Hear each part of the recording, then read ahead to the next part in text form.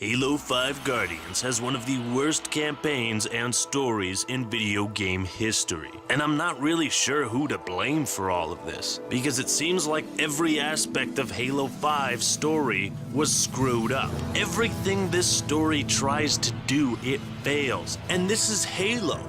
This is a franchise known for its quality storytelling. And with such a huge budget, how was this the end result? I don't like it.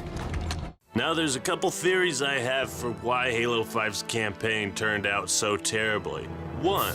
Everyone that worked on Halo 5's campaign had no idea what they were doing, what they were trying to do, or how to tell a good story. 343 hired a totally inept group of writers and staff. 2. Microsoft intervened at some point and changed the design process of Halo 5's story, resulting in what we have now. It could even be a combination of both, but I'll leave that up for you guys to decide. I don't think anyone is happy with this story. I don't think 343 is happy. I don't think Microsoft is happy. I'm not happy with it. Nobody is happy with this story. Now this is going to be a straight up review. I'm going to be honest. I'm not going to bullshit. I'm not going to dance around, okay? I'll point out things that I think are good if I come across them. Now the sad part about Halo 5's story is that it will never go away. It cannot be remade or redone. This is the story the game released with,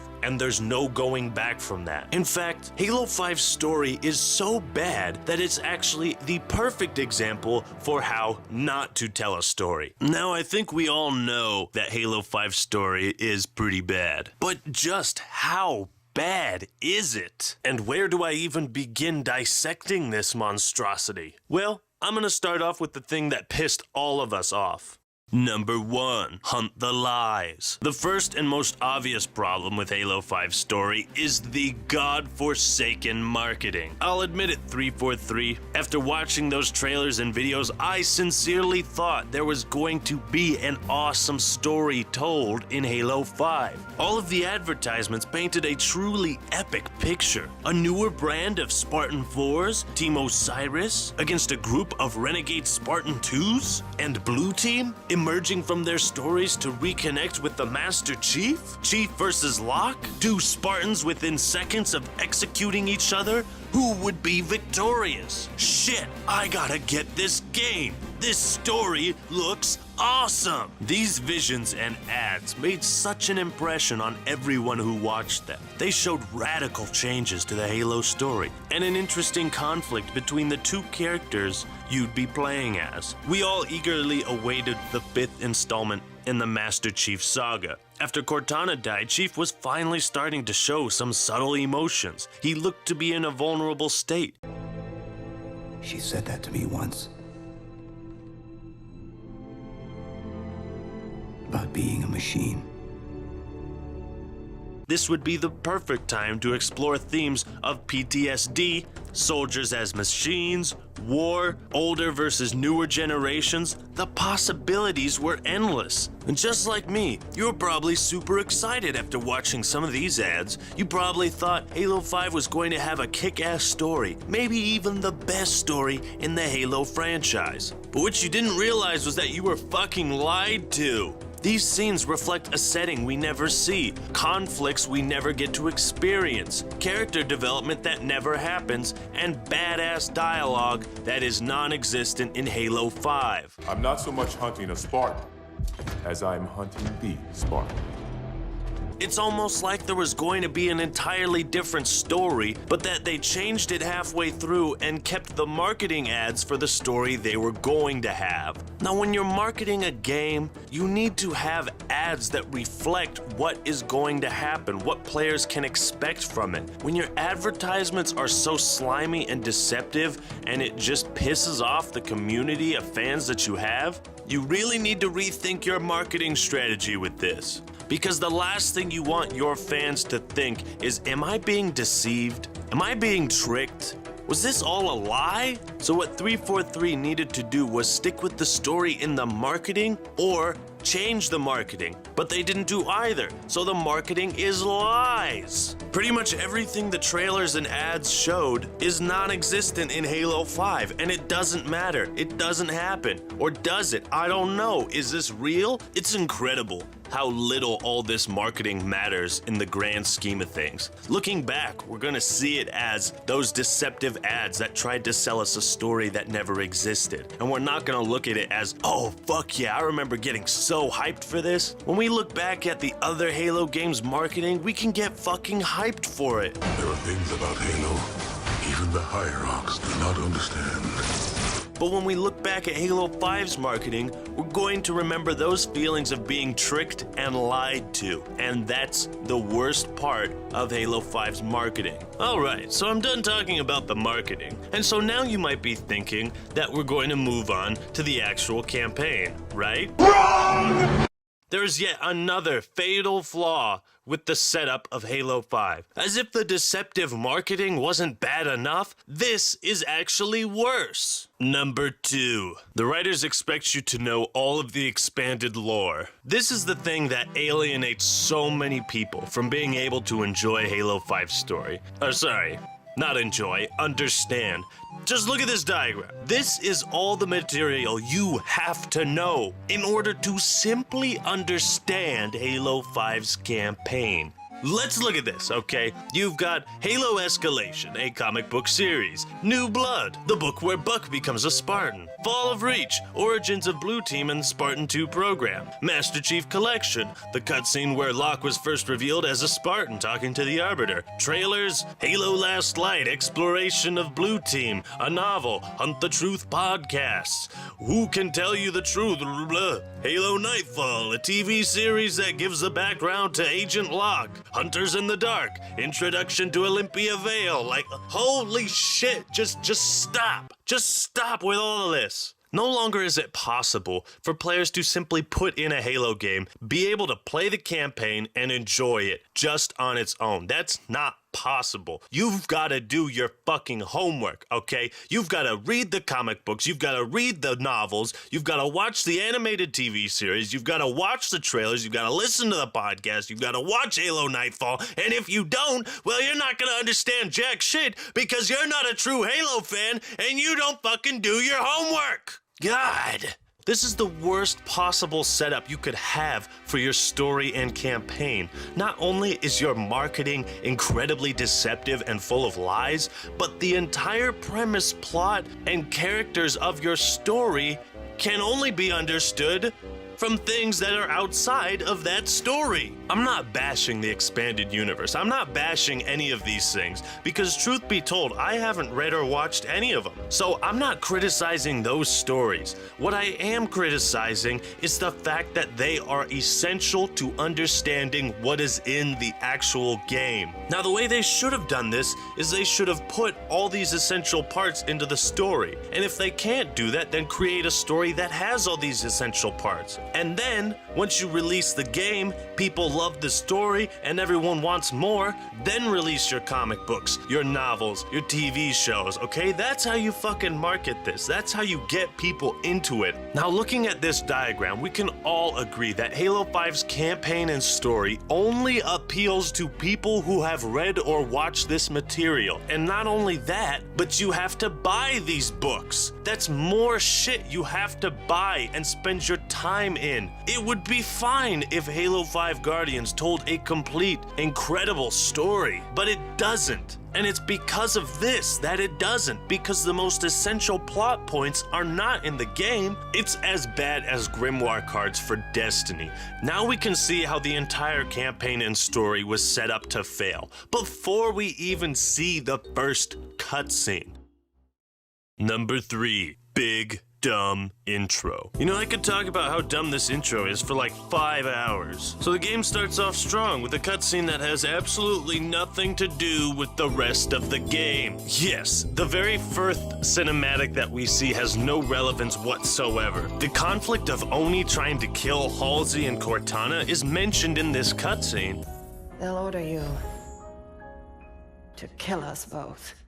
but it is never explored in the rest of the campaign. Why the fuck didn't they cut this scene out? Anyways, the game starts up looking pretty good, but then right off the bat we get boring exposition from Captain A and Commander Boring. They say there's been Forerunner attacks on 5 different colonies, but rather than opening up with footage that shows these attacks, builds the drama, and establishes the villains and what they're capable of, the game just has 2 boring, unintroduced characters talk about it. And just because you tell us that people are dying and there's massive destruction, that doesn't mean we're going to instantly care about it. Hey 343, you ever heard of show don't tell? So exposition tells us that Dr. Halsey has information on these attacks and is being held captive on Kamchatka by Julam Dama. Whatever the hell Kamchatka is and whoever the hell Julam Dama is. So they give Fireteam Osiris a mission briefing, which seems oddly misplaced because we don't even know who Fireteam Osiris is yet. What are they doing on the Pelican if they're just being briefed on their mission right now? They should be in a briefing room or the Bridge of the Infinity.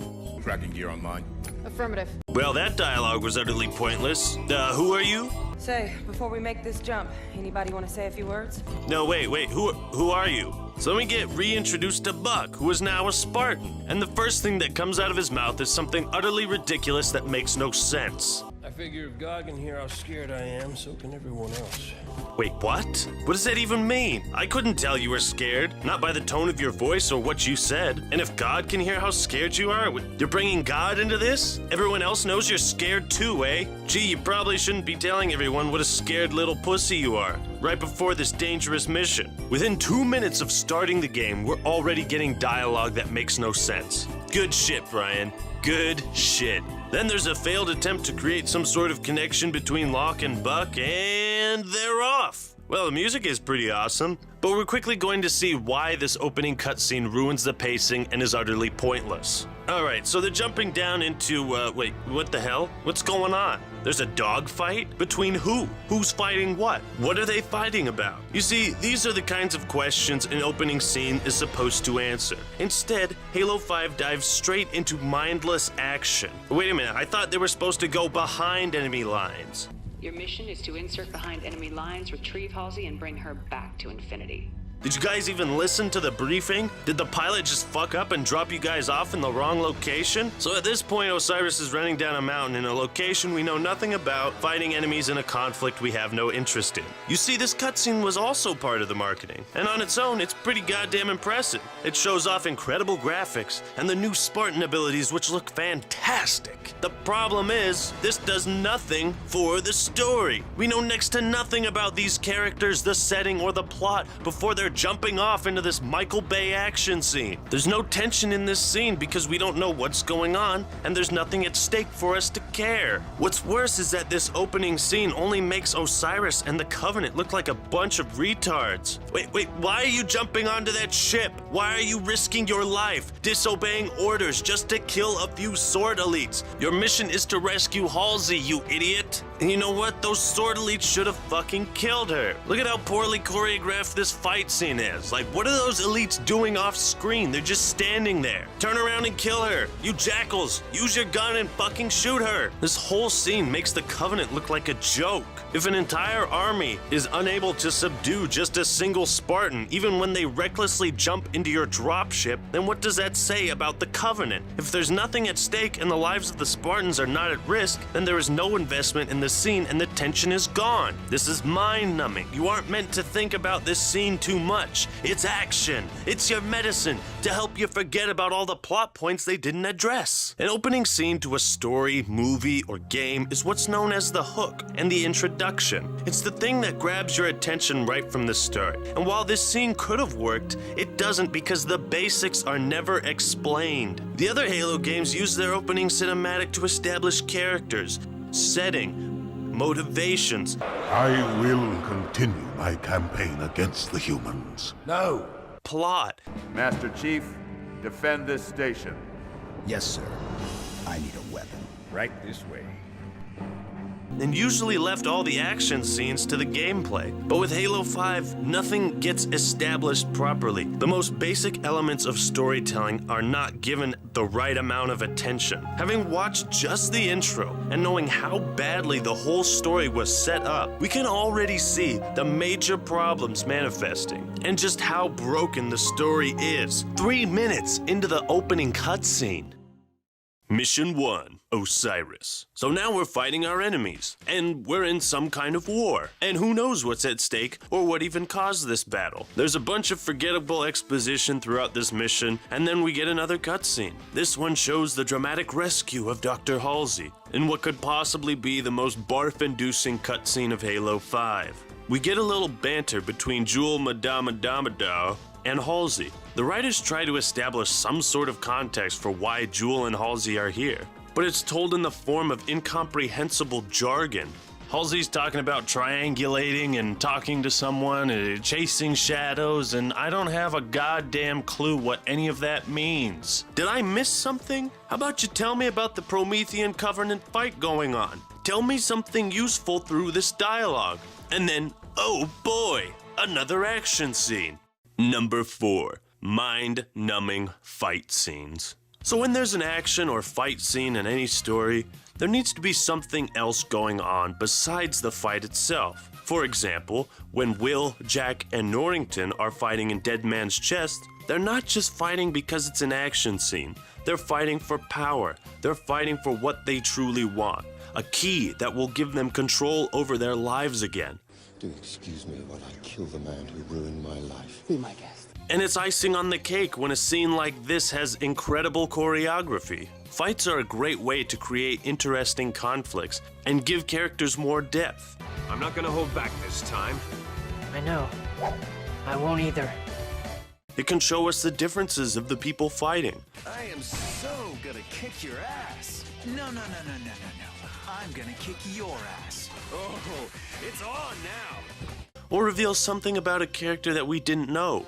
They can also show the audience what the characters are fighting for and what makes them who they are. A good fight scene is one where you're invested in the characters and you have someone or something to root for. So let me ask you this. What are the characters fighting for? Jewel is fighting to defend himself, and Osiris is fighting because they were ordered to. This fight is as shallow as it gets, and that's the problem, is that we still don't have an emotional connection with Osiris or Jewel Mdama, and we don't care about this fight. So if there's no depth to this fight, then at least it has some good action, right? Wrong! This fight scene is choreographed terribly, but let's analyze it, shall we? So the first thing that bugs me is that Jewel is supposed to be the Supreme Covenant leader. Covenant Supreme Leader Jewel Mdama. And yet he only has 3 Spec Op elites guarding him. Also, in the opening shots of this scene, we see a phantom floating nearby. But then, we never see it again. Why didn't it attack the Spartans when Jewel was getting stabbed to death? And then look at this elite right here. He's got his gun pointed at Locke. Take the shot! Take the shot! God damn, these elites are so clumsy and easily outmaneuvered. Okay, so is Jewel deaf? Is that part of his character? Because it took him 20 seconds to react to the sound of gunfire, turn around, and pull out his sword. And so one of the writers had the genius idea to kill off this villain in the first mission. But we just got introduced to this character. And yeah, you knew him from Spartan Ops, but that's the problem. If you didn't play Spartan Ops, you're fucking clueless. What point did Jewel even have in Halo 5? Just to shove a middle finger in the faces of everyone who liked him and played Spartan Ops? What the fuck? The best part is when Jewel says, after 3 of his bodyguards are already dead, and even then, none of them fire a fucking shot or do any sort of damage. You know, maybe these elites are volunteers and had absolutely no military training. Maybe there's some sort of disease that causes the elites to become incredibly slow and retarded. Now, there's a reason why all of the action scenes in Halo 5 don't work, and that's because there's nothing going on between the characters that are fighting. And in all of those scenes that I chose from their stories, work very well, because we're interested in what's going on between the characters aside from the fact that they are fighting. Now, after watching this action scene, I can't help but think of all the different ways they could have made it a whole lot better. 1. Have Jul Mdama survive the encounter and become a sort of rival to Locke and Osiris. This would avoid pissing off all those people that played Spartan Ops, and also give Jul Mdama some reason to be in Halo 5 if he did something later. 2. Flesh out the conflict between Jul Mdama and Osiris a bit more. Maybe Mdama destroyed one of their home planets or glassed it. Maybe he's been talking mad shit to the UNSC and now it's finally time to put him down. 3. Just make it a really fucking good action scene with great choreography. So if the writers aren't going to make this scene interesting, then at least make an awesome, well choreographed fight scene. Having the villain swing his weapon once isn't just terrible choreography, it's fucking lazy. So have this battle be a little bit longer, and have the Spartans struggle against Jul Mdama and his elite guards. But overall, the action scenes in Halo 5 all suffer the same problem. They're used as filler and not as a means to tell the story. Oh, how did you lose your arm, Halsey? Wait, I've got an idea. Let's never reveal that to the audience. Captain Lasky, I sent you my position 3 weeks ago. I told you this was happening. We'll discuss that in private, Doctor, in a conversation that the audience would like to hear, but never will. And then Buck's like, What do you think that's about? hey dude, I asked you a question. I mean, I'm staring right at you, and you're not even looking at me. Aren't we supposed to be friends? Why aren't you talking to me? Fine, whatever, dude. Fuck you. This is a perfect example of a situation where the dialogue could have been used to relay important information to the audience and give Buck and Locke some personality. But instead, Locke acts like he's fucking deaf, and the scene fades out. Mission 2, Blue Team.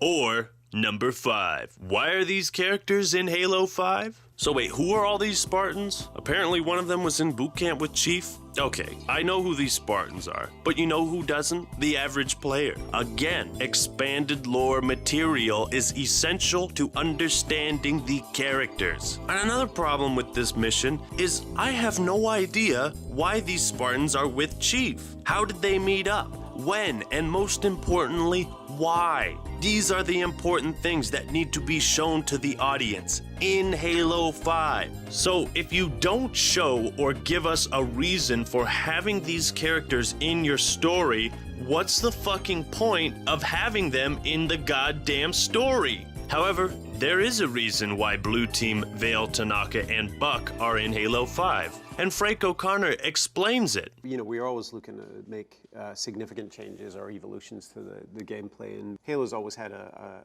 legacy of co-op. It's you and 3 identical clones of you all running around not enjoying a logical story. If we make it a squad-based game, we can double down on co-op, we can double down on the idea of an ensemble cast. Basically what he's saying, these characters are in the story not because they were essential to the narrative of Halo 5, but because they satisfy a gameplay mechanic. If we make it a squad-based game... Okay, back to the story.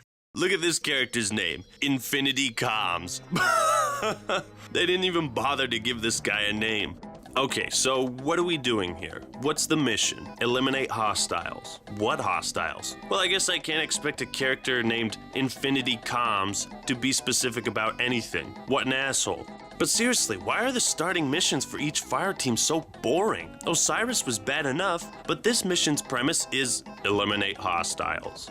Really? How about Chief is looking for some secrets that Halsey kept about creating new Cortanas, or he's looking for something to do with Cortana? Now I'm starting to get the feeling that Halo 5 has almost nothing to do with Halo 4.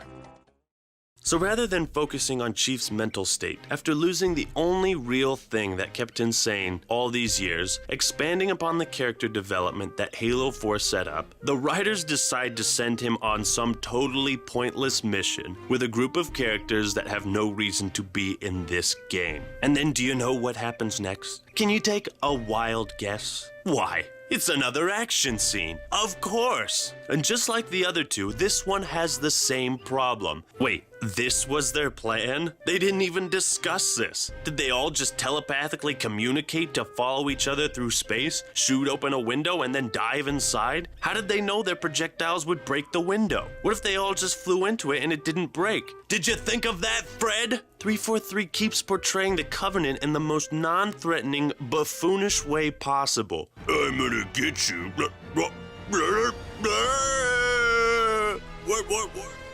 do we know about Argent Moon? Wait, now Fred asks what they know about Argent Moon, the station that they just blasted into? Fred, you should know this shit already. No, he asks that so that Linda can blandly tell us about this location. So they keep talking about what they need to do, and they keep talking about it, and you think at some point they would talk about something besides the mission. Give the characters a chance to flesh out their personalities and their characters, and how they connect to the chief, you know, something useful. No, put some more exposition in there. And then Fred drops a bomb. The Covenant's war against the Arbiter must not be going well. Wait, what? The Covenant and the Arbiter at war? And this is the way they revealed it to the player? Through bland exposition? Ugh. So before I talk about the next scene, which utterly breaks the story, I need to address the elephant in the room. Number 6, the characters. Now, the most obvious problem with Halo 5's story is its characters. There are so many flaws with the whole cast that it's going to take a while to explain everything that's wrong with them. Now, I won't be talking about Cortana specifically in this section, because I'm saving her for later. And as we go further into this story and this review, we're going to uncover everything that is wrong with Halo 5's characters and why they are so poorly written. And for this section, I'll just be talking about the basics. Now, I don't have a problem with the voice actors. They did as good a job as they could with this shitty material. Do we blame Peter Dinklage for his portrayal of the Ghost in Destiny? No, he's a fantastic actor. So we blame the writers and the shit job they did that hopefully got them fired. So do I think Brian Reed and the other writers deserve to be fired? Oh, well, you see...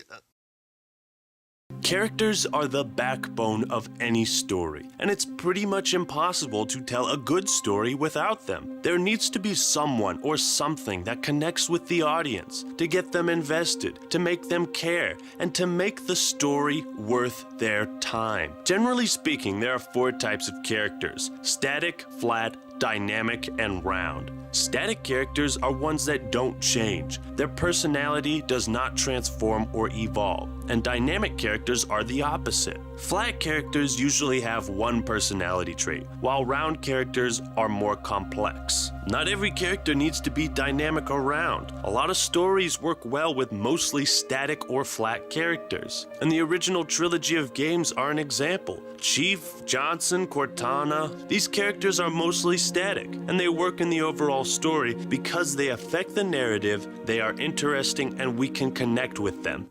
Now, the issue with Halo 5's characters is that almost all of them are static, flat, and have little to no purpose in the narrative. So in Halo 5, we have 2 groups of characters, new and old. The old characters are all written so poorly that they barely resemble the characters we loved. They act, talk, and feel like machines, which violates everything that Halo 4 did with its story. So let's examine the Chief's character. Oh, but let me be very clear. The Master Chief in Halo 5 is one of the most disgraceful, disgusting, and offensive interpretations of the Master Chief it has ever been my displeasure to experience. In Halo 4, he was dynamic. His personality changed over the course of the story, culminating in one of the most memorable lines and moments in Halo history. Whether you liked or disliked Halo 4's campaign, you cannot deny the impact this final scene had. Cortana was dead, and Halo 5 would be the first game without her.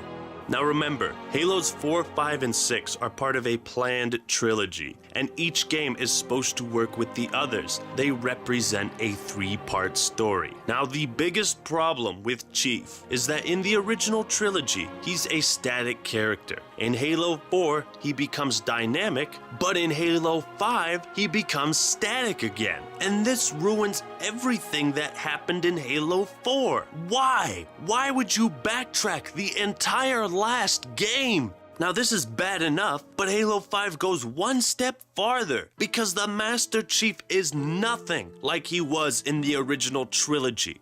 He doesn't have any good lines, except one. He doesn't make any jokes. He doesn't have any interesting interactions with other characters. He has become a machine. Not only does Chief's character in Halo 5 sever the connection with the audience, but it's a fucking kick in the balls to anyone that calls themselves a Halo fan. This is a fucking disgrace, and I'm sorry if I can't control my anger right now, but you know what, 343? You know what, Brian Reed? And you know what, Microsoft? You just took a character I've known and loved for over half my life, and you just kicked me in the fucking balls for loving him. There are only two reasons we have to care about any of the characters. 1, we cared about them in past games or other material. 2, we are told we should care about them. And that's where Halo 5 totally and utterly drops the ball, is that the writers are telling you to care about the characters. One prime example is Vale's dialogue. When I was a kid, I was stuck on a diplomatic shuttle adrift in deep space for 6 months. My options would be real bored or spend the time getting smart. So rather than showing Vale as some sort of diplomat between humans and elites, she tells us facts about how she learned Sangheili. And this is the recurring problem with most of the characters. Facts about a character are not going to make us care about them. What makes us care is seeing their humanity, their emotions, experiencing their trials and tribulations, and being able to connect with them as though they were real people. Tartarus, the prophets have betrayed us. And what's worse is that these fan-favorite characters are shoehorned into the game as some kind of fan service. But the only fan service it does is kick us in the fucking balls again!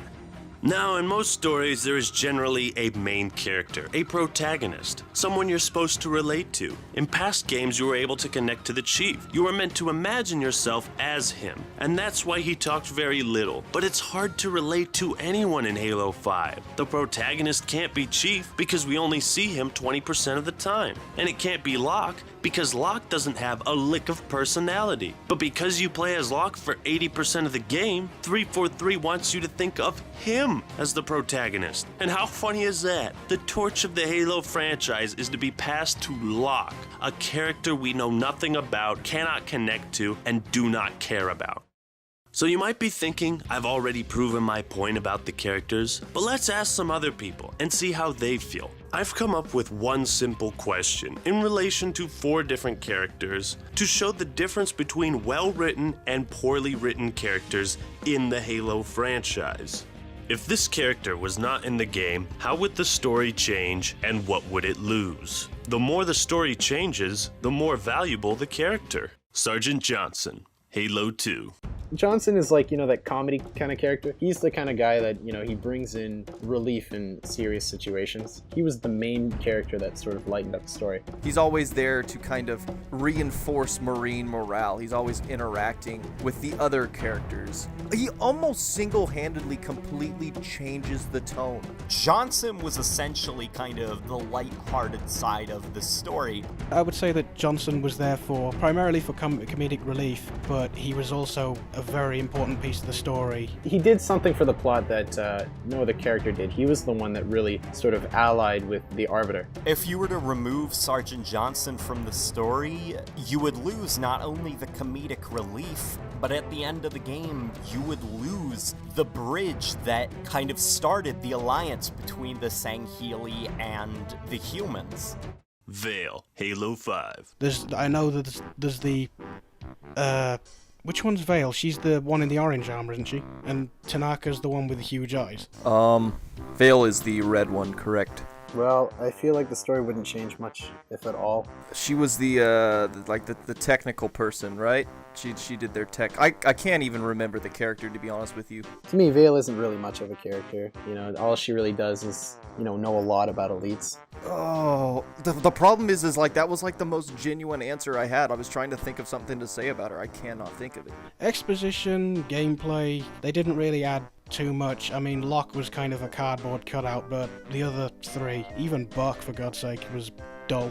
In my opinion, if you were to remove Vale from the story, nothing would change. It would play out essentially the same. Tartarus, Halo 2. Tartarus, pretty interesting character, direct antagonist of the entire story. He was definitely the main antagonist, especially for the Arbiter. Well, number one, if you were to remove Tartarus from the game, you would lose the leader of the Brutes and pretty much the lapdog of truth, one of the most important characters of the game. So I think Tartarus in Halo 2, without him, we lose our understanding of what the Brutes are all about. I think he represents a culmination, basic form. The story would change a lot. Tartarus was the one that led the betrayal of the elites. That was a huge plot point. If Tartarus was not in Halo 2, it would monumentally change the outcome and the character development of the Arbiter. He's the muscle to the mouthpiece that is the Prophets, and he serves his purpose well. Imagine Halo 2 without Tartarus. Who would you have, just another brute? Warden Eternal, Halo 5. The Warden is boring and not much of a character at all. He was there to block you off from getting to Cortana too quickly so the story would end. To me, he serves more a role to accommodate a lack of gameplay variety than actually serve a function in driving the plot forward. The Warden's like a cheap replacement of the Didact when people reacted poorly to Halo 4 and filler for the campaign. If Warden Eternal wasn't in the game would probably be a lot better. So if you were to remove the Warden Eternal from the game, nothing would happen. In fact, the game would probably conclude even faster because all he served to the plot was slowing it down every time it started to get going. He was a completely worthless waste of space. That's it. He was a seat filler. He was there to occupy space. That's it. He's got no personality, no interesting backstory. He is a giant generic robot with a crap voice. Part 3. How to break your story. Ladies and gentlemen, here we are. I congratulate you on making it to this decisive moment. Halfway through the second mission of Halo 5, we have come to the point where the story becomes utterly broken beyond repair. So Chief falls down a well, sustains no damage, and then has a psychedelic vision. It's Cortana, and she's spewing a bunch of dialogue that makes no sense. Woo, a Guardian! Then it fades out. Wait, what? Guys, this seems like a pretty important plot point. Don't you think you should have Blue Team talk about this more before you fade out? The way they respond to Chief's vision makes it feel like they're not even real people. That's not possible. You said she was gone. They don't even bat an eye after Chief totally trips balls. This whole scene needed to be rewritten. Chief should have been weakened physically and mentally after seeing this. His teammates should have questioned his sanity. They should have canceled the mission and made their way back to the ship. There should have been an argument between Chief and at least one of the other members of Blue Team. This would have added a conflict between the characters, making their relationship more interesting. This would have made it plausible for Chief to go AWOL, abandoning Infinity and perhaps Blue Team as well, in search of Cortana. Then he would be chasing a vision. Everyone on Infinity would assume Chief was crazy, and as the players we wouldn't know what to think. It would create an air of mystery, suspense, and tension. Then it would make sense for Osiris to be tasked with hunting him down. This would have made Chief much more dangerous in the hunt, because now he might have mental problems and could fly off the handle at a moment's notice. And this makes the entire premise of Halo 5 plausible. And then the marketing would not be so deceptive. So there you go, that's how you could have killed 7 birds with 1 stone. But no, rather than expand upon this huge moment in Halo 5's story, using it for character development, creating tension, conflict, mystery, or giving it the time and pacing to be truly memorable, 343 pushes us right back to the horrible exposition and focuses on a completely pointless objective. Scuttle the Blargent Balloon. You've done it again, Brian. Then Kelly says something about the space station going supernova. What? According to Wikipedia, a supernova is a stellar explosion that briefly outshines an entire galaxy, radiating as much energy as the sun is expected to emit over its entire lifespan, before fading from view over several weeks or months. How does Kelly know this? Why is it even important? Is the Argent Moon really going to explode in that fashion? Nope, Kelly is just full of shit. No signal on autopilot retrieval. Amada must have taken it out. Well, gee, that's convenient. Maybe you should have parked it inside the hangar. You just had to have that ridiculous entrance, didn't you, Fred? Didn't you? Well, here's why that vision breaks the story. Another team is being prepped to deal with Cortana? Why would they prep a team to deal with her if they know she's dead? You see, after Chief had his vision, all the other characters in this story believe it like it's the truth. Like there's absolutely no possibility that the Chief is crazy. And we're supposed to believe it too. But we don't have a reason, and neither do the characters. So now every character's actions are based off the assumption that Chief's vision was the truth. And for the rest of the game, every character will act in ways that don't make sense, thus utterly breaking the story. Oh, and how's this for dramatic? This is the Chief going AWOL. Negative infinity. I don't like it. Are you fucking kidding me? Because this is pathetic. This is what the marketing built up? This was the climactic moment where Chief goes AWOL? Could they have made this scene any less dramatic? You're to return to infinity immediately. Hey guys, I'm not going to listen to you. Fuck, that's still more dramatic. You're to return to infinity immediately.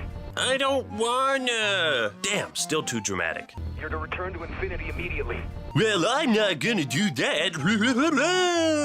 There we go, that's it. So first off, they needed to replace Infinity Comms with Lasky. Guys, I know you all love Infinity Comms and want him to have as much screen time as possible, but this way Chief and Lasky would have more character development. Show the players how their relationship has changed since Halo 4. And by this point, maybe he's getting really pissed off at Lasky. But over the comms, Lasky is able to convince him to come back to the ship.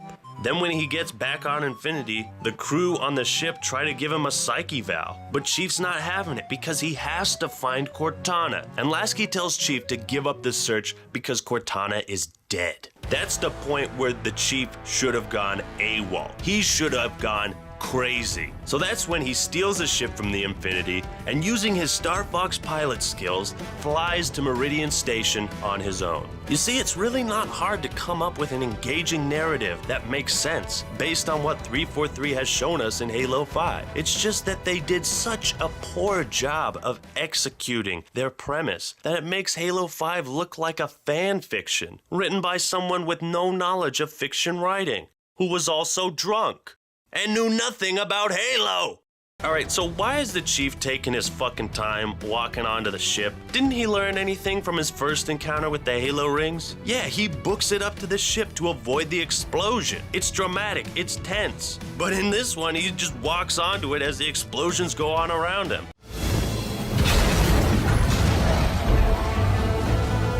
So then the station explodes. Wow, that was really close. If Chief had stared out at nothing for another quarter second, they'd all be fucking dead. Now I'm just as confused as you are right now. Why did this vision of Cortana happen on Argent Moon? Why did it happen when Chief got attacked by hunters? The pacing and timing is so atrocious. Again, I can't help but think how they could have made Argent Moon more interesting. Blue Team should have been looking for information on Cortana or something. Something that relates to Halo 4 and continues that story. Then when they have to destroy Argent Moon, it's like another piece of Chief's memories with Cortana is destroyed, and he looks out the window into space, contemplating. But instead, the whole purpose of this mission is that Chief has a vision. Nothing else matters. So now we're back on Infinity, where the characters keep talking about things that make no sense. And who the fuck is this yellow guy? Who are you? And then it fades out and what? God damn it, no, go back. You guys didn't address anything you just talked about. I'm still confused, if not more so than I was before this scene. So anyways, Locke and Buck talk about the new mission, which we must assume is to hunt down the Chief. Every target is just another target, Buck. Oh, what, now you want to talk to me, Locke? Huh? Is that it? I wasn't good enough for you in the first mission? You're coming back to me like a cheap $2 hoe? Buck says that every Spartan and soldier will hate them. Why would they hate you? It's not like Halo 5 has shown us that every human and soldier knows the Master Chief and loves him. I mean, we got that impression in Halo 2, but we never get that in Halo 5. And then Locke says, "You're not the only one here because of him." Okay, wait, so Buck is on Team Osiris to hunt the Chief for his own reasons? And so is Locke? Do we ever find out why? No!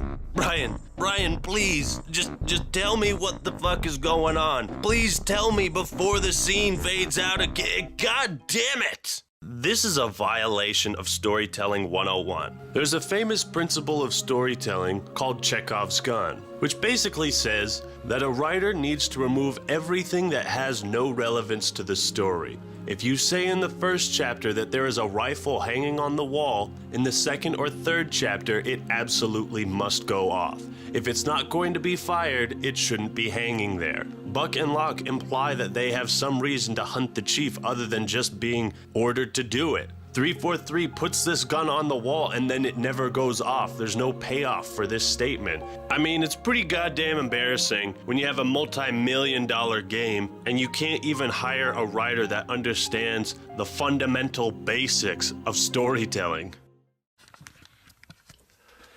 All right, so let me just stop the review right here real quick. All right, guys, this is fundamental basics of storytelling, like Chekhov's gun. This is like day 3 of fiction writing class 101. This is what you're learning. And it's like, do I need to go any further with this review? Like, do I really need to go any further? I don't want... Mission 3, Glassed. Oh, nice. This is a pretty cool opening shot. I wonder what's going to happen in this scene. What's with all the fade outs? Use a different transition for once. So now we're on an elevator and there's no jazzy music. 0 out of 10, I'm done with this review. The Covenant blasted this planet in 48. Tanaka, who the hell asked you to start spouting exposition? I did. God, it's the same terrible writing we saw in the first 2 missions.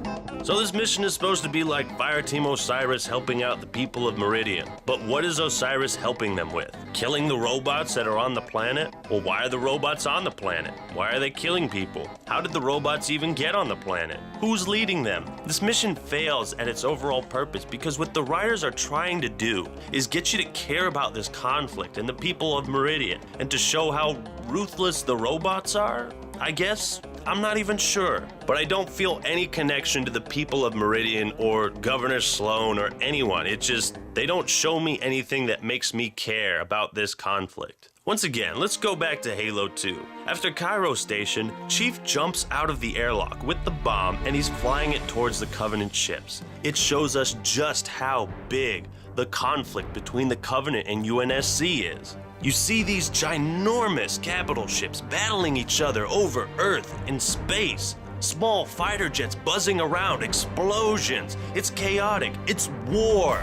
And it shows how one Spartan can turn the tide against all of this. It shows just how important and powerful the Master Chief really is. Then we go to Earth and we witness firsthand the destruction the Covenant are capable of. We see a deadly, huge enemy vehicle, the Scarab, and we see how even its footsteps cause destruction. We see the Pelicans get shot down like plastic toys. Because of these scenes in Halo 2 and the 2 cinematic missions that set it up, we understand what is at stake. We understand the gravity of the situation. The Covenant are attacking Earth. They have a foothold on it. New Mombasa, and they are fucking shit up. Humanity is in peril, and as the Master Chief, you've got to stop it. We don't get anything like that in this mission or Halo 5 in general, and that's why we can't get invested into this conflict of robots attacking a random planet and some people die, but who really cares and why should we care? Well, since nothing interesting is happening in the story right now, I'm going to talk about number 8, the technical stuff. So if you played any of the other Halo games in the last decade, then you probably know about all the hidden things in the Halo campaigns. Terminals, data pads, audio logs, and you probably know that all these little things are there to enhance the story, the campaigns, and also encourage treasure hunting. And Halo 5 has audio logs. Yep, 117 of them. Do you think that's enough? I mean, I get it. It's a Master Chief reference. But is that really worth having that many audio logs? I will admit, I had fun exploring the levels in search of them. It made for a fun minigame with the Artemis tracking system. But once again, quality over quantity. I'd rather have 15 high-quality terminals than 117 shitty audio logs. It's just too much of a burden for the player. The native defense system has been disabled, but Halsey was not able to bring alert system down in time. God, this far into the future and that's what your audio logs sound like? Now let me bring up another point. Video games have so many ways that they can tell their story. Through cinematics, through gameplay, through lore, through background information, through audio logs. Anything is possible in video games. BioShock and Halo ODST are one of the few games that really did audio logs well. Most games that have them simply use them as filler, backstory, or exposition, and they're usually in random locations, are boring to listen to, and don't really have a reason to be there. And if Halo 5 wanted to replace terminals with audio logs and have that same impact that BioShock and ODST had, they needed to do a really kick-ass job with it. But they didn't. Quality over quantity, people. That's the recurring lesson with Halo 5. Now, another couple things I quickly want to touch on is that Halo 5's campaign does not have campaign theater, leaderboards, time trials, and only after 9 months of extra development did it even have campaign scoring. There's really not much to say about this. Because it lacks these features, it takes away the value of Halo 5's campaign. And the bottom line is, with this content on day one, fans would have had much more incentive to replay the campaign. Mission 4, Meridian Station. So we're on the first of 3 hub missions. And to be honest, I actually thought this was a good idea. Giving players a chance to walk around, interact with the environment, look for secrets, Easter eggs, talk to people, learn more about the world. It makes for a nice change of pace from how first-person shooters normally tell their stories. However, as is the recurring trend with Halo 5, it's a bunch of good ideas that just weren't executed well. Also, one of the things that 343 did right with this campaign is added cool new weapons throughout the missions. It's pretty awesome when you find them on your own, and it gives the player a sense of accomplishment, so that's a plus. Now we're in Halo Hell. At least the environments in this game are pretty and detailed. It's just too bad I don't really care. Oh god, now we actually are in Hell. Oh, this might actually get good. Oh, and you know when the door's shut, it's gonna be a boss battle. Banjo-Tooie taught me that. Now, one other thing. If you play Halo 5 with subtitles on, then the surprise of discovering new characters is going to be ruined. When Cortana is talking in that vision, before we know it's her, the subtitles identify her as Cortana, thereby ruining the surprise for anyone that played it with subtitles. And the same thing happens with the Warden Eternal. It's all the little things that add up, that make up the whole, guys. And this small example goes to show just how bad the management of the writing and subtitles was. Speaking of bad writing, Number 9, the dialogue. So if I haven't made it clear already, the dialogue in Halo 5 is absolutely terrible. Affirmative. Most of it is pointless, expository, or incomprehensible to even the most experienced Halo fan. A lot of times characters talk like they know what's going on when they shouldn't. Watch out for the Kraken. The Covenant are trying to use it to break the Promethean lines. How do you know what the Covenant's plan is? What the hell makes you an expert in Covenant tactics and weaponry? How do you know Argent Moon is going to go supernova? Another team is already being prepped to deal with her. How do you know Cortana is alive? So when you think of your favorite quotes from the Halo series, what comes to your mind? Halo, it's finished. No, I think we're just getting started. I need a weapon. Right this way. And we most definitely regret the Corps just blew up our raggedy-ass fleet! Hoorah! When you first saw Halo, were you blinded by its majesty? Wake me when you need me. Tell him to make it count. Now let me ask you, are there any moments like that in Halo 5 where the dialogue really stands out? Negative infinity. I don't like it. I understand. Hunters. Who? Chief. Look. Maybe once or twice, but for the most part, no. Now let me explain some things that dialogue can and needs to accomplish in any story. It must advance the plot, keep the action going. It must be conflicting. Dialogue is best and most interesting when we have two characters expressing their conflicting views. It needs to reveal something about the characters and or show their agenda. Convey some sort of emotion, depth, or personality within the person speaking. It must provide important information to the audience. It should imply something greater. Characters should not always say exactly what they mean. Finally, Dialogue needs to separate characters so that they don't all sound the same. Not everybody talks the same way or says the same things. Affirmative. Affirmative.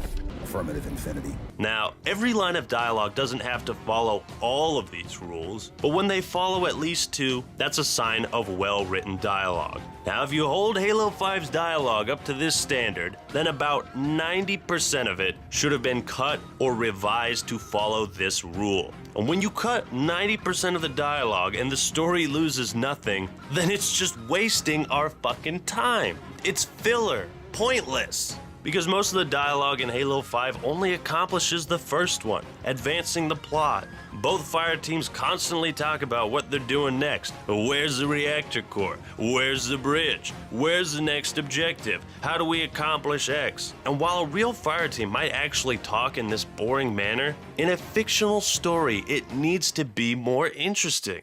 Dialogue has always been a strong suit for Halo games. The audience needs characters that they can connect with. They need to understand the differences between them. Otherwise, everything just blends together and nothing is unique. If most of the characters just spout exposition, there's really no difference between them. It could be anybody telling me about the reactor core and it wouldn't change a damn thing about the story. Remember this section in the last video? You can really see how poorly written the dialogue is in Halo 5, because there's rarely a moment where it implies something greater. For example, it would have made a much more dramatic twist at the end if throughout the story, the characters are implying that Cortana is alive, instead of outright saying she is. This would build the drama and tension, because the player wouldn't know for sure, so the whole story would be building up to that final dramatic reveal. But instead, they reveal this huge twist 2 missions into the game, and it is ultimately disappointing and anticlimactic. Imagine if the other Halo moments were handled by Halo 5's writing staff. Fate had us meet as foes, but after this is over, we will all be Flood. And Cortana, let's fire our guns at the enemy. Cortana told me once that I am becoming a machine. Do you see the difference? When characters say exactly what they mean, it leaves no room for interpretation. Let's take a look at another famous Halo scene so you can get a better sense of what I'm talking about. When the Arbiter says, "Were it so easy," he's implying that if he were to fight the Master Chief, it wouldn't be that easy. As the audience, we get to imagine how it would have went down. We understand the hidden implication behind this statement. The Arbiter is still pissed off at Chief. He hasn't totally forgiven him. So there's something interesting going on between them. And you see Chief jump as he sees the Arbiter, like he's ready to blow his fucking head off. Now, if Arbiter had said something like, "It won't be that easy to kill me," it robs the audience of a critically important moment. That type of writing is just bad. It's boring. But that's how Halo 5 is written, and it's a big reason why the characters and story suck so much ass. It's like the writers had this problem of introducing a bunch of new characters and had absolutely no idea what to do with them. So they just wrote Blue Team, Osiris, Arbiter, Palmer, Halsey as mindless expository drones. And in essence, that's all they are. The dialogue feels like the most unpolished aspect of Halo 5, almost like it never was revised. Because anybody with half a brain could look at the script and say, yeah, there's too much exposition here. And the biggest problem with the dialogue is there's so much of it. Characters just don't stop talking. It's a constant buzz in your ear for the whole game as you're just trying to enjoy where you are and what you're doing. We don't need everything told to us. Show us the story. Show us the relationship of Blue Team. Show us the relationship of Osiris. Show us why we should care about the conflict with the orange robots. And leave the telling to the important facts. What it boils down to is the idea of show, don't tell is the very first thing you will learn in any fiction writing class. And it is something that Halo 5's writing staff obviously does not understand. Part 4. Who are the enemies? Wait, I don't care. So what's one of the most important parts of any fictional story? The drama. The conflict. You can't just have a story about Locke picking flowers, going home, eating a nice dinner, cut to credits. It doesn't work like that. That's not interesting. And Halo games have always had interesting drama between multiple factions and characters of the Halo universe. But the conflicts in Halo 5 are so devoid of any real depth, emotion, or reason. And to top things off, we don't have a clear villain or a clear protagonist. Is the Warden the main villain? No. He just attacks you because you run into his cave or something. Well, apparently he's defending Cortana from Fireteam Osiris. I stand in service to Cortana.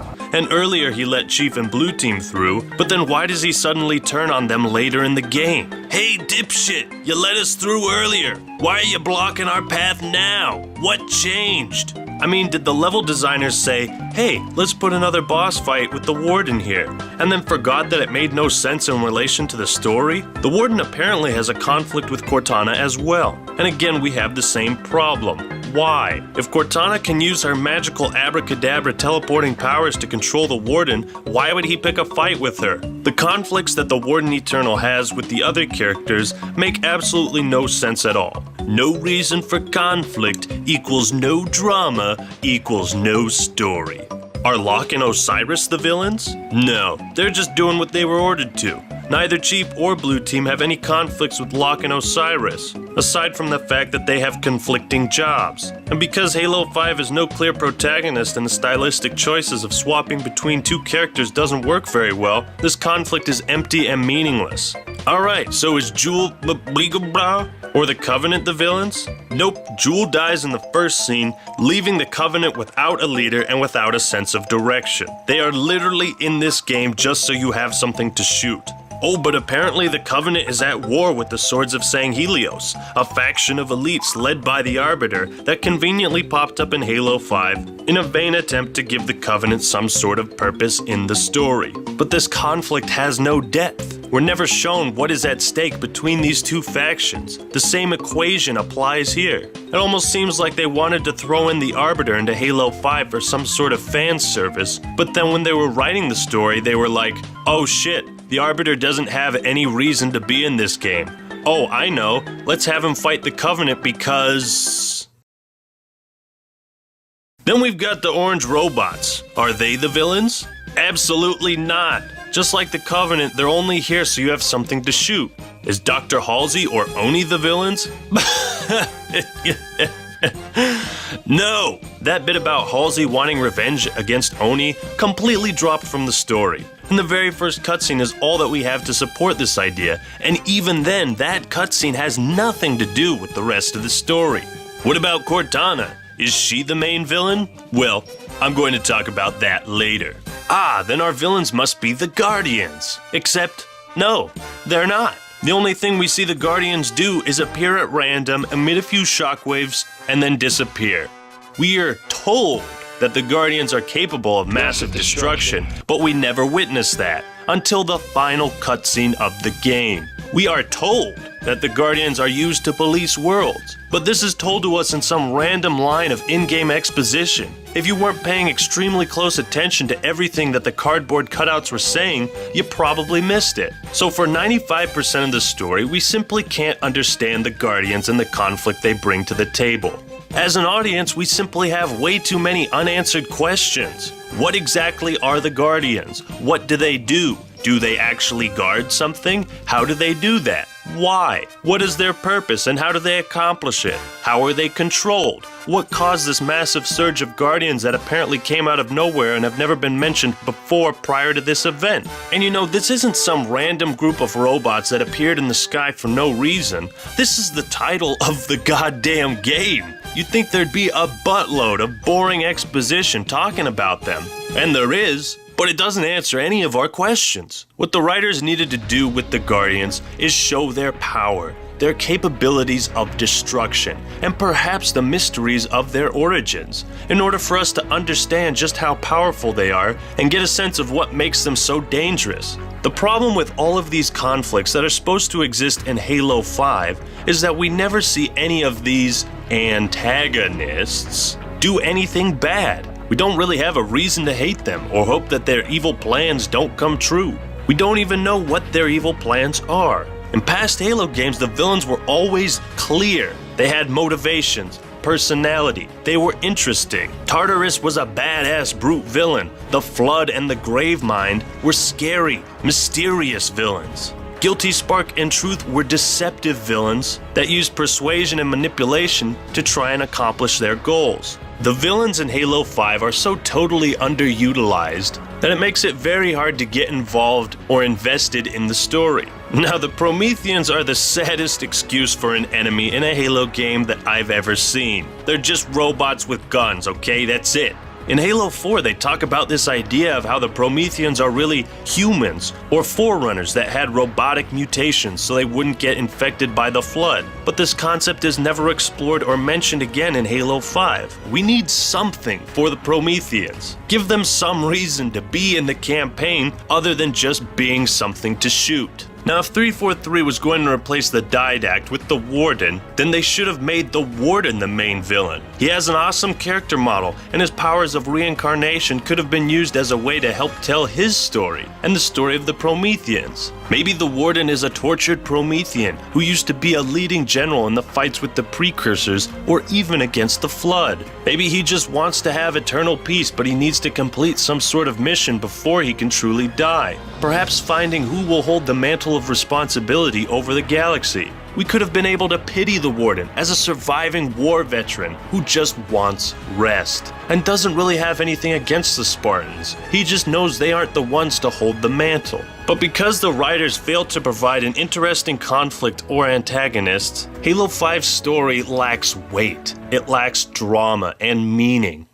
It doesn't help when you have to fight this fucking turd 7 times. I mean, how lazy are you if you're a programmer that puts the same boss fight literally copy and pasted into the game 7 times? Imagine if in Halo 2 you had to fight 7 prophets. 7 prophets! Can you imagine how fucking boring and monotonous that would have gotten? Can you imagine the amount of hate Halo 2 would have if that was a design choice? 7 prophets! I mean, did 343 really think fans were going to react well to seeing this asshole pop up in every corner of the game? It's like the programmers who made the Warden Eternal were like, "This is the greatest boss fight in the world. We need to show everyone how well we can make boss fights." But couldn't they have given him more and more weapons each time you fight him in the campaign? Let's take a look at another game real quick. In Paper Mario on the Nintendo 64, you fight the same rival boss in every chapter of the game, so you end up fighting him 7 or 8 times. But in each fight, he has a new ability. As the game goes on, he gets stronger and stronger and uses different abilities to change up the fights. The fights are different, and it's not just the same thing copy and pasted. So why couldn't 343 make the Warden like that in the campaign? Truly, the Warden Eternal is an awesome boss fight, but was ruined because of how many times it was copied and pasted throughout Halo 5. It has now become boring, repetitive, and irritating.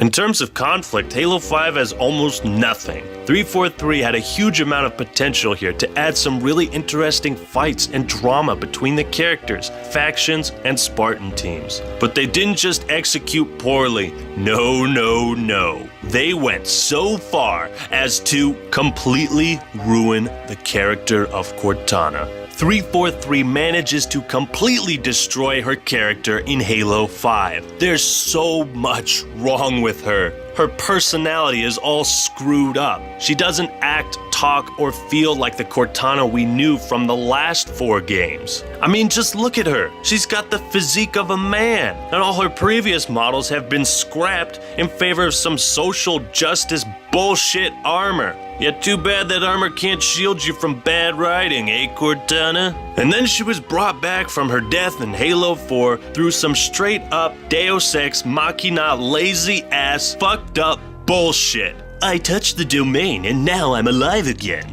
Really? Not even a cutscene? The writers just throw that in there again in some random line of exposition. Was it really the next step in the Halo story to make Cortana the villain? This totally, absolutely ruins the incredible ending of Halo 4, and it ruins the character development of Chief and Cortana, as well as setting up Halo 6 with a terrible, terrible premise. Because now Cortana wants to rule the universe. That's the conflict of Halo 5. We have gotten to that point in the Halo universe. Prometheans, Covenant, the Arbiter, Jewel Bellagio, Swords of Sanghelios, Osiris, Blue Team, Warden Eternal, the Didact. Fuck all of the conflicts that could be explored with those factions and characters. Cortana wants to rule the universe now. It's just so wrong. When Halo has all these interesting characters, factions, species, and conflicts, and this is the direction they take the story. Cortana is Skynet now. But there's also something about Cortana's character in Halo 5, something that I find is absolutely unforgivable. Not only does bringing Cortana back from the dead ruin the entire Halo 4 campaign, but bringing her back as the main villain completely ruins everything that happened in the previous games. What is this stuff? Knowledge. A birthright from an ancient civilization. This AI is its custodian, and she has chosen you as her couriers. Chosen? By an AI? By this AI, yes. Her measure of you carries as much weight as my own, perhaps more. You are to take her to the UNSC shipbreaking yard in Azad. There you'll find a Halcyon-class cruiser waiting to get her off-planet. I understand. Do you? Mankind is outmatched. When Reach falls, and it will fall, our annihilation is all but certain. Unless we can glean from this artifact a defense against the Covenant. A game changer. And what if we can't? An apt question, if there were somewhere else to place our hope. There is not.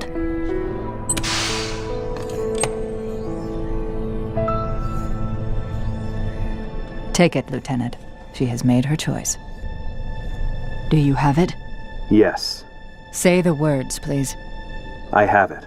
Good, because this AI is our secret weapon and will lead us to victory in Halo Combat Evolved, Halo 2, and Halo 3. Then she's going to die in Halo 4, come back to life, and turn against humanity. Hope you're happy, Noble 6 and Noble Team. You died so that Cortana could become Skynet.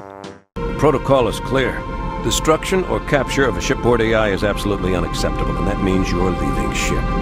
Which is where you come in, Chief. Get Cortana off this ship. If they capture her, then she won't be able to enact her diabolical plan to use the Guardians to rule the universe. Hope you die, Master Chief. Radio for Vito. Heavy lift gear. We're not leaving them here. Yeah, you're not. Crazy fool. Why do you always jump? One of these days, you're gonna land on something as stubborn as you are. And I don't do bits and pieces. Where is she, Chief? Where's the AI that will use the Guardians to police the galaxy? I'm getting you out of here. No, you're not. Don't let her go. Don't ever let her go. Because she's going to come back to try and rule the universe. Blech. And if all that wasn't bad enough, we don't even know why Cortana wants to rule the universe in the first place. Her motivations are totally unexplained. Brian Reed and Frank O'Connor try to damage control this in, once again, the most disrespectful way possible. Repeatedly throughout, we were talking to each other about how, Cortana is not evil. Cortana is doing a thing we don't agree with, and she has the power to make it happen. They basically say that we don't understand her. She's not evil. Halo fans are stupid for thinking that because they don't understand what we're trying to do with the story. We don't understand what you're trying to do with the story because you left it off at a cliffhanger without explaining the motivations of the main villain. I've never seen a single design choice ruin so much in a beloved franchise such as Halo. But let's move on with the story. The Warden said Cortana was calling them to her. She's not here. How do you know she isn't here? Have you thoroughly checked this whole area? How do you know there isn't some hidden terminal somewhere? Ladies and gentlemen, I present to you one of the worst cutscenes in video game history. By the Prophets. Do I really have to talk about this? This entire sequence of events pisses me off to no end. So Master Chief and Blue Team appear out of who the fuck knows where, and then Chief and Locke look at each other. But rather than standing his ground and acting as Chief normally does, he breaks character and tries to run away like a little bitch. Well, not run. More like a slight jog. Trying to burn those calories, eh, Chief?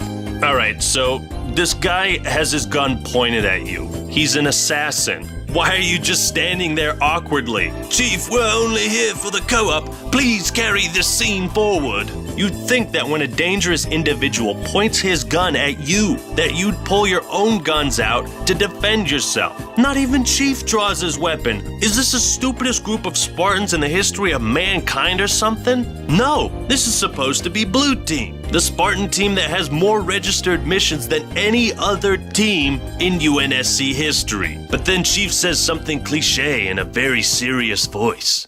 I have a job to do. Cortana is our concern now, because we all know she's alive. We read the script beforehand, and even though it makes no logical sense that anybody besides you would believe Cortana's alive, she's our concern now. So let me just pause this before the fight breaks out. What are the other Spartans doing right now? Fred, Linda, and Kelly went through the portal and are just chilling somewhere. Buck, Tanaka, and Vale are just standing there watching. In this scene, we have 8 characters. 6 of them are doing nothing, and might as well not even be in the entire story. If Osiris was tasked with capturing the Master Chief, why would they get to this point where they have the target in front of them, alone, and then do nothing? Why bother having artists come up with the designs for these Spartans? Why hire voice actors? Why pay animators more money? All for the sake of putting pointless characters into the story. And I haven't even talked about the worst part of this whole scene. Number 12, the choreography. Now, I already talked about why the fight scenes in Halo 5 don't work back in part 2. So this section is going to go more in depth into the fight itself, because it's important to understand the difference between good and bad fight choreography. Now, I've been a martial artist for over 8 years. I have my first degree black belt, I'm a martial arts instructor, and I am also part of a demonstration team that choreographs and performs live action fights in front of an audience. I'm no Jackie Chan, but I do know what I'm talking about. The beginning part right here is good when he steals the BR and slaps Locke in the face with it, but then Chief loads up the slowest, most predictable punch possible. Then Chief grabs Locke's hand, and both of them seem to forget that they have other appendages because neither of them bothered to use their legs or other arm to gain the upper hand. Then Chief throws Locke away, and if you look closely, you'll see here that Chief is actually walking towards Locke with his arms down by his side. What the hell is that? Shouldn't the Master Chief be an expert in hand-to-hand combat? Chief, put your hands up and protect your face. If you don't, you might get... Exactly! Locke gets a nice kick in the Chief's face, only for Locke to slowly jump up, knee him a couple times, and punch him in the face. Hey, the Chief is down, and now's your chance, Locke. Use the armor restraint. Use it before he slowly turns around dramatically and shows the damage to his health. Exactly! Or wait until he turns around so he can see your trump card. Yeah, that's a better idea. The rest of this fight is just boring and slow. But then Chief gains the upper hand and pushes the armor restraint onto Locke. And the funny part is how Locke pulls out his pistol right at the end.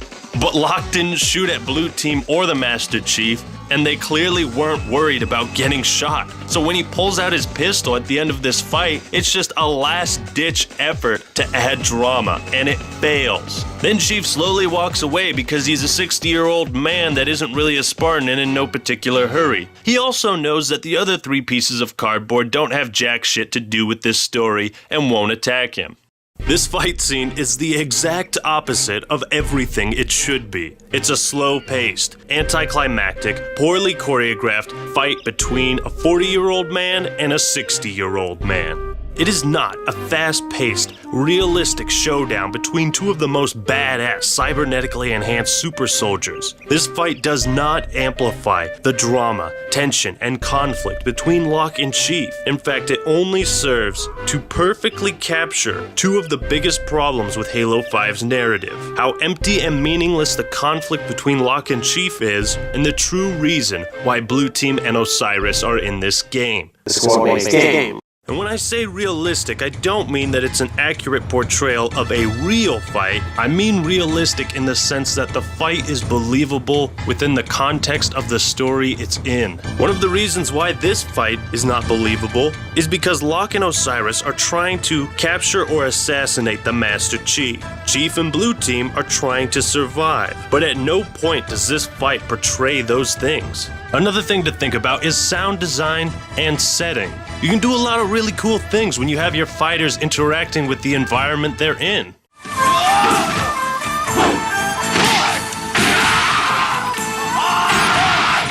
And a good soundtrack can help define the style of the fight, with the sound effects and voice of the fighters adding to the intensity.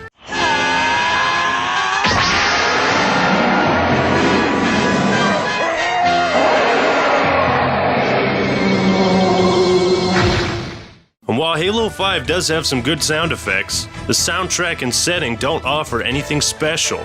And you know what this scene should have done? It should have illustrated the conflict between the two generations of Spartans. This should have showcased a great 4-on-4 fight, made use of the other Spartans and their new abilities, show the differences between Spartan 2s and Spartan 4s, and add an entirely new dimension to the Chief versus Locke conflict. Or, it should have been a 1v4 ass-kicking of Team Osiris, with the Master Chief beating the hell out of them in a quick, efficient, brutal fight scene. Then Buck would have said something like, "He's a Spartan too, what did you expect?" The only good thing about this whole sequence is the ensuing escape, which is actually choreographed quite well. They utilize the Promethean structures and collapsing buildings in a nice way. Had the scene before this not been so terribly choreographed, this would have been a great follow-up to a dramatic fight scene. Now, I know some people might try and defend this scene by saying the action is supposed to be simple, so that your average person can see exactly what is going on. To which I say, no. An action scene like this between two cybernetically enhanced super soldiers should be lightning fast. The audience should barely even be able to keep up with it. And some people might say that this is a battle of honor, and that's why Blue Team and Osiris don't intervene, except that it's not. Locke is supposed to be a goddamn assassin. He doesn't care about honor, and neither should the Chief. Now, if I were to give you a reason for why this scene exists and is so poorly choreographed, it would be because the people who created it had no idea what they were doing. The writers did not have the talent to deliver the premise offered in the trailers, and this was the bare minimum they could do to avoid being sued for false advertising. Part 5. What makes a good Halo game? The tone and the soundtrack. There's something about Halo 5's campaign that took me a long time to figure out. Something I just couldn't put my finger on. You ever get the feeling that Halo 5's campaign just felt off? I'm not talking about the bland dialogue, pointless characters, or lack of explanation for pretty much anything. I'm talking about how the campaign felt. In other words, the tone. Now, the tone of any story is very important because it's how the writer expresses his or her attitude about the subject matter and how the writer conveys this to the audience. Tone is how a story feels. And most people don't pay much attention to it or really think about it. But whether you realize it or not, your brain does. Without even thinking about it, your brain is tuning in and your emotions take over as you feel the story instinctively. For example, when you first watched this cutscene that revealed the flood, you probably had the feeling of suspense, of mystery, fear, uncovering something that was not meant to be uncovered. Or when you saw Johnson drop off the tank for the Chief in Halo 2, you got the feeling of morale boosted, badassness. Is that a word? Badassness? Or when Chief landed the cryotube at the end of Halo 3, you got the feeling of completion, a feeling of returning to the point you started at. You got the feeling of a fight that was finished. The Halo franchise has always been known for its superb storytelling, but what Halo has always been really good at, that most people might not realize, was setting a good tone. Now all you have to do to understand this is go play through any of the other campaigns, and while you're playing through, ask yourself this: what do the writers want me to feel right now? Do that and you'll begin to understand why tone is such an important piece of what makes a good Halo game. Now in most cases, the tone of Halo 5 isn't very clear at all, and that's why it feels weird. Like the fight between Locke and Chief. What did the writers want us to feel when we watched that? Disappointment? Yes, thank you. And I mean, what's the deal with this airline food? I mean, oh, right, sorry. Most of the time I could understand what the tone was supposed to be. The only problem is the story does such a terrible job of conveying the tone every time it tries. Like this scene where Tanaka is reminiscing about how far they've come together. We're supposed to get the feeling of a team that has been through a lot. A team that works together. A team that doesn't stand idly by while their leader gets bitch-slapped with a battle rifle. But everything before this has done such a poor job of characterizing Osiris, setting up their personalities and how they interact as a team, that we don't feel or agree with what Tanaka is saying. As an audience, it doesn't feel like we've been through hell and back with them. Halo games have always been really good at making you feel something important. It's one of the biggest reasons why the games are so beloved by people, because what they feel when they play it can only be described as sheer awesomeness. Halo's tone has a wide range and appeals to a lot of emotions that humans inherently have. Fear, love, anger, sadness, mysterious, death, excitement, nostalgia, reunion, redemption, and so on. Now you tell me if you felt any of these things when you played through Halo 5's campaign, and if so, how strong was that feeling? Yeah, that's what I thought. Now the soundtracks in the Bungie Halo games were so good that it cemented Halo's legacy. While everything that was going on screen was awesome, what tied it all together was the music. Whether it was during the cutscenes or the gameplay, Marty O'Donnell was able to implement a soundtrack that worked to damn near perfection. There's just so many key moments where the soundtrack just amplifies what's going on to such a degree that it creates memorable moments. Moments where you hear the soundtrack and you can say, this song played at this part of the game.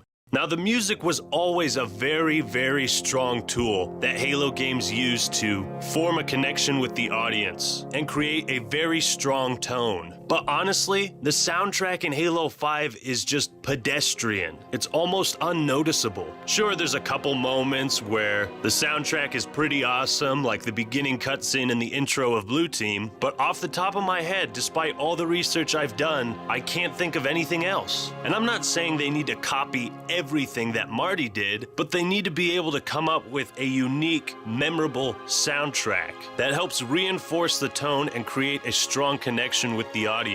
Because the soundtrack has always been one of the biggest parts of what makes a good Halo game. There's a standard of quality that Halo soundtracks have, and Halo 5 just doesn't come anywhere close to that standard. You know, it's kind of hard to explain tone, because it's based on natural feelings that we all have. But in short, Halo 5 doesn't do a very good job of making the audience feel anything. Number 14, fillered to the brim and fan service. It goes without saying that there isn't much of importance that happens in Halo 5. The game's got more filler than a dozen Twinkies. And filler is the stuff that goes on between the important things. It's basically meant to add or maintain a certain time limit or length of a story. Like, remember when Goku and Piccolo learned how to drive? Yeah, that was some pretty bad filler. But in the case of Dragon Ball Z, though many of the episodes contain filler, they've got 276 episodes. So that's hundreds of hours worth of entertainment. Now, the difference between 276 episodes of Dragon Ball Z and an 8-hour Halo campaign is a lot of time. So when you got a campaign story like Halo, where parts of it are almost like a movie, you really can't have any filler to waste the precious time of the audience and the story. If you're paying animators to create filler cutscenes, then that's a waste of resources as well. In a campaign like Halo, adding in filler is just a waste. Now, Halo 5 does have pretty much the shortest campaign in the series, but even worse, it has the most filler as well. So what we're left with is a story where not much happens. In a nutshell, Halo 5 is filler. I mean, the whole point of the story is to make Cortana the villain, have her gain control of the Guardians, and to introduce Osiris and Locke. Nothing else really matters. That whole trip to saying Helios was just filler so that 343 could shoehorn the Arbiter into the game for some fan service. Buck being in Halo 5, he's just there for comic relief and fan service. He doesn't really do anything that changes or affects the outcome of the story. That whole second mission with Blue Team was only there so that Chief could have a vision of Cortana and lead him to his next goal. And Blue Team was in the game for fan service to the lore addicts. Warden Eternal was in the game just to delay the end where Blue Team and Osiris reach Cortana. He didn't offer anything special. He was filler. Lasky and Palmer were in Halo 5 because they were in Halo 4. But in Halo 5, they're filler characters. They're just there. There's just so much damn filler. So much that I can't even cover it all in this video. And all this filler, it waters down the story. It's like we're drinking 15% beer and 85% water. It sucks and it tastes like shit. Makes the story much less guided and focused. Number 15. What is the greater purpose? In addition to the tone being an important part of what makes a good Halo game, another thing that most people don't think about is the theme, the greater purpose behind the story. Tone is how the writers want you to feel. Theme is what the writers want you to think about. What do you get from the story after you've read it? What do you learn from it? And all of the Halo games have explored a bunch of different themes. There's so much room for interpretation here, and while your opinions might be different from mine, neither of us is necessarily right or wrong. So let's take a look at the why, the themes of the other Halo games. And keep in mind, there are more themes than what I talk about here. Halo Combat Evolved is about discovery. It's about human survival. Halo is about the resolve and strength of the human race. Despite being stacked against all odds, facing multiple alien species that outpower us in every way possible, despite the fall of Reach, somehow humanity manages to come up on top because of our resolve, because you are a super soldier. Sure, you might have augmentations, incredible skill, and a badass fortified suit of armor, but underneath that armor, you're still a human, one human, that saved the world, the universe, and the human race from certain destruction. Halo Combat Evolved is about the galactic impact that one person can have. Halo 2 is about the dangers of religious fanaticism. It's about self-discovery. It's about learning what is really out there in the world. Think about how the Arbiter's encounter with the heretic leader would have gone if he had only listened. Had Arbiter not been bound blindlessly to his faith, he could have learned about the lies behind his religion, how the prophets used and controlled him, and millions of other elites, and the Covenant, used them to believe in them as prophets of a great journey meant to bring eternal salvation to them all. Think of how the encounter would have gone between Tartarus and Arbiter had Tartarus only listened to him. Just like Arbiter, had Tartarus not been blindlessly bound to his faith, he might have learned the truth. Halo 2 is about having the courage to question the powers that control us, to not simply believe everything we are told, to be willing to learn, listen, and become better through our understanding. Halo 3 is about finishing what you start. It's about being able to put your differences aside with someone who feels like a complete alien to you. Being able to put aside your pride and work with your worst enemy. Halo 3 is about learning to forgive, but not forget. Halo 3 is about the sacrifices humanity is willing to take to ensure their survival. It's about honoring your veterans, honoring those people that sacrificed their most valuable possession for something greater. ODST is about reminding you that you are human. Despite who you were in the past, the pedestal you used to stand on, you can always drop down, back to Earth, down to reality. And sometimes that drop isn't pretty. Sometimes you realize just how powerless you appear to be. Sometimes it feels like the whole world is out to get you, that you don't have a friend in the world. But despite how things appear to be, it's up to you to find the truth. And that truth is, even if you don't have an augmented body and a super suit, even if you don't have the most powerful tools at your disposal, you do have power. And you should never underestimate your abilities to turn the scales in your favor. Reach is about the eventual death that we all face. But how do we face the death we know will come for us one day? Do we go out in a blaze of glory? Do we sacrifice ourselves for the sake of others, for a greater purpose that we believe in? Can we learn to embrace death when the time comes? Halo Reach is about never losing hope, never giving up. For as long as there is something worth fighting for, it is our duty as soldiers, humans, as whoever, to fight for it. Halo Reach is about remembrance, to never forget the sacrifices that were made to ensure you lived a good life. Remember the sacrifices people made to ensure that tomorrow was a better day.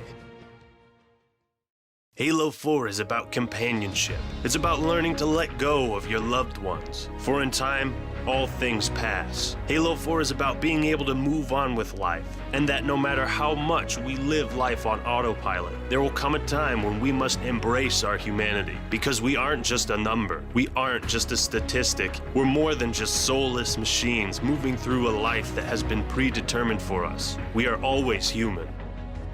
And while you might think all of those themes I talked about are dramatic, maybe over the top, those are the themes that I believe in. Those are the lessons I learned from playing the Halo games. That is what I got out of it. If you were to ask me what the themes are for any of the Halo games, I would tell you what I just said, and I could go even more in depth. But not with Halo 5, because I don't feel the greater purpose behind Halo 5's story.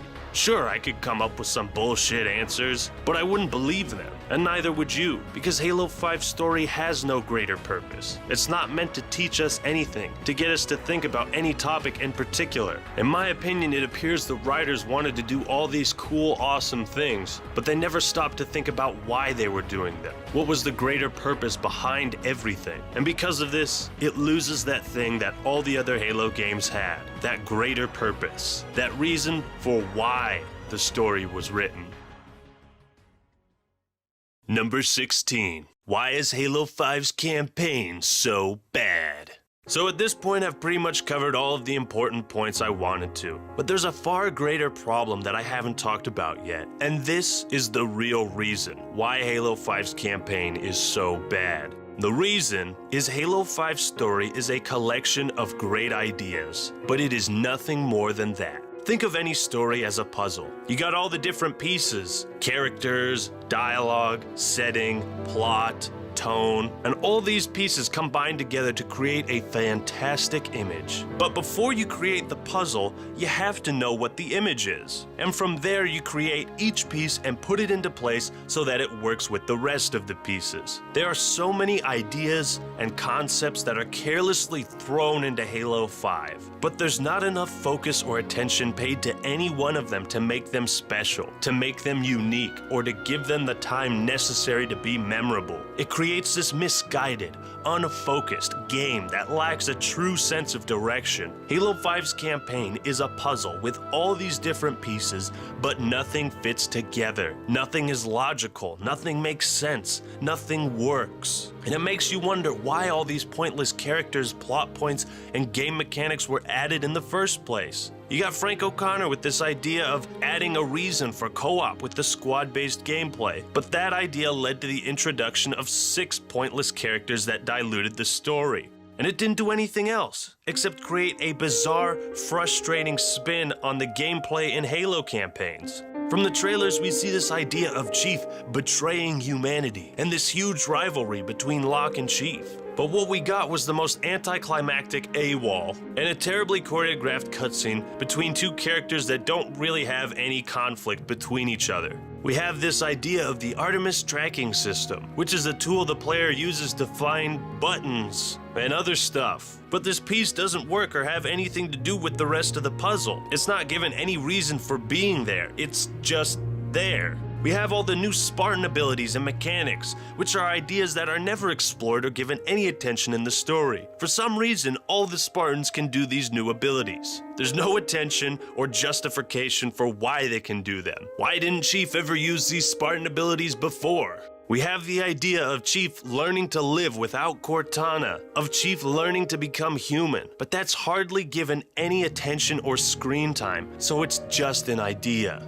We have the idea of an epic battle between the Swords of Sanghelios and the Covenant, a civil war. But that piece of the story has nothing to do with Halsey being hunted by Oni, it has nothing to do with the Warden, it has nothing to do with anything. Do you see what I'm getting at? In a story, everything is connected, because it's like a puzzle. Because all the different pieces create a beautiful image that you can enjoy. Every piece has a purpose. It has a place, a reason for being there. And the reason why Halo 5's campaign is so bad is because it's a mangled, incomplete puzzle that displays no clear image. This is the biggest and most ambitious Halo campaign yet. Yes, you're right, Josh. It is the most ambitious campaign. But what good is ambition if you can't execute the ideas? What good is it if you see yourself as the greatest football player of all time, but you don't practice? Brian Reed tells us that they had the idea of Cortana being the villain from the get-go. And in this dialogue, Frank O'Connor relays some very important information.